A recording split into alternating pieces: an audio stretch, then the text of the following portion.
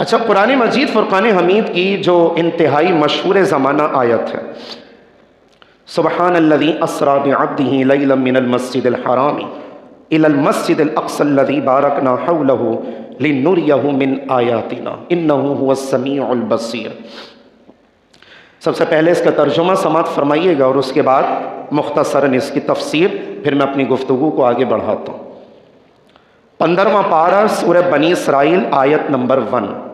پاک ہے وہ ذات جو اپنے بندے کو لے گیا راتوں رات۔ ترجمہ لکھا ہوا ہے اپنے بندے کو لے گیا، خالی یہ ترجمہ نہیں ہے کہ بندے کو لے گیا، کہا اپنے بندے کو لے گیا۔ کہاں سے کہاں؟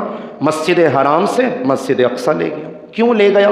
تاکہ اپنے خاص بندے کو اپنی بعض نشانیاں دکھا سکے۔ انہ هو السمیع البصیر، بے شک وہی سننے والا اور وہی دیکھنے والا۔ اس کی آدھی تفسیر تو میں نے پچھلے جمعے عرض کی تھی، آدھی تفسیر ابھی سماعت فرمائیے گا۔ اللہ تعالیٰ نے جب بھی اپنے رسول کا تذکرہ کیا تو رسول کی نسبت اپنی جانب کہ ہمارا بندہ، ہمارا رسول، ہمارا نبی۔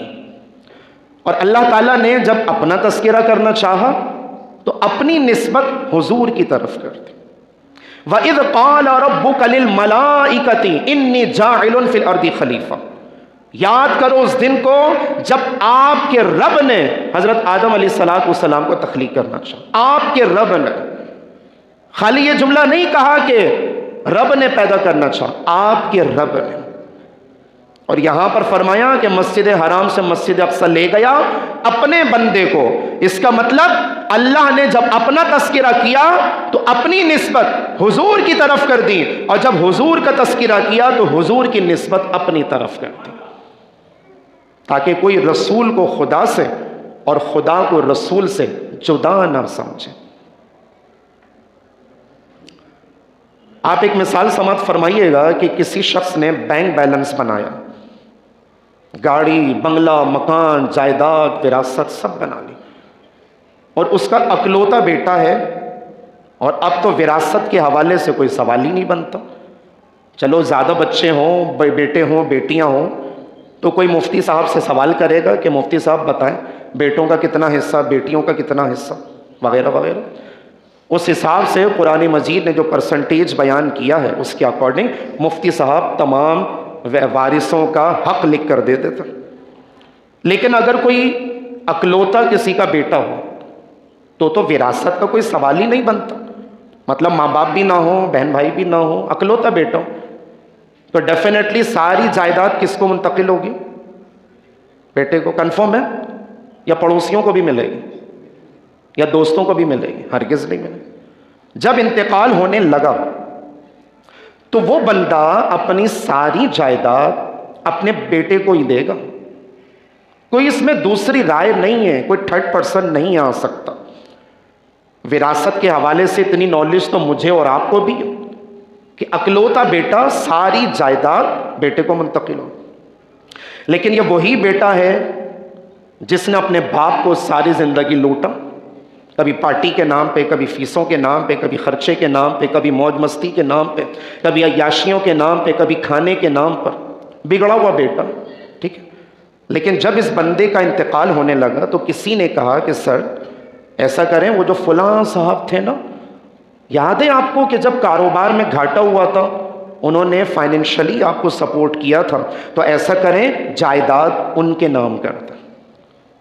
بندہ یہی کہے گا نہیں بھائی، اگر سپورٹ کیا تھا تو جائیداد میں وہ وارث نہیں بن سکتے، وارث تو میرا بیٹا ہی بنے گا، بھلے جیسا بھی ہو۔ کسی نے کہا کہ آپ کے فلاں دوست نے آپ کو سپورٹ کیا تھا، شراکت داری ہوئی، آپ کو سنبھالا دیا، آپ کو سپورٹ کیا فائنینشلی، تو ایسا کریں کہ جائیداد کا، وراثت کا کچھ نہ کچھ پرسنٹ ان صاحب کو دے دیں۔ انہوں نے انکار کیا، نہیں بھائی میں کیوں دوں، بھلے سپورٹ کیا، ان کا احسان مانتا ہوں، کاروبار میں گھاٹا ہوا، مجھے تعاون کیا، مجھے سہارا دیا، سنبھالا دیا، میں ان کا احسان مانتا ہوں، لیکن میں وراثت جائیداد دوں گا تو فقط اپنے بیٹے کو دوں گا۔ کیوں؟ وجہ کیا ہے؟ اپنا بیٹا ہے۔ ایک ہوتا ہے بیٹا، ایک ہوتا ہے اپنا بیٹا۔ آپ اپنے دوست کے گھر جائیں، اس کے والد صاحب آپ کو بیٹا کر کے پکاریں گے نا، یا انکل کہہ کے پکاریں گے، کیونکہ آپ اس کے بیٹے کی عمر کے۔ تو دوست کا جو بیٹے کا جو دوست ہوا وہ بھی بیٹا ہوا، مگر اپنا بیٹا نہیں ہوا۔ سامنے دو لڑکے کھڑے ہوئے، ایک آپ کی سگی اولاد اور ایک پڑوس کا لڑکا، لفظ اپنا کس کے لیے لگائیں گے؟ اپنے بیٹے کے لیے نا۔ ساری جائیداد کس کو دیں گے؟ اپنے بیٹے کو۔ ساری وراثت اپنے بیٹے کو، سارا کاروبار، سارا بزنس، ساری شراکت داری بیٹے کو نہیں، اپنے بیٹے کو دیں گے۔ یہ وہی بیٹا ہے جس نے ساری زندگی ابا کو ڈبہ بنا کر لوٹتا رہا، جتنے چاہے پیسے نکالتا رہا، لیکن جب وصال کا وقت قریب آیا، ساری جائیداد، سارا مکان، ساری وراثت اپنے بیٹے کے نام کرے گا۔ تو جسے تم نے اپنا بنایا اسے سارا مکان دے دیا، اور جسے رب نے اپنا بنایا اسے سارا جہان دے دیا۔ جسے تم اپنا بنا لو اسے سارا مکان دے دیتے ہو، اور جسے رب اپنا بنا لے، رب کائنات اپنے حبیب کو سارا جہان دے دیتا ہے۔ اس لیے تو بریلی کے تاجدار نے ساری باتیں ختم کر دی، کہنے لگے زمین و زمان تمہارے لیے، مکین و مکان تمہارے لیے، چنین و چنا تمہارے لیے، اور پیارے مصطفیٰ بنے دو جہاں تمہارے لیے۔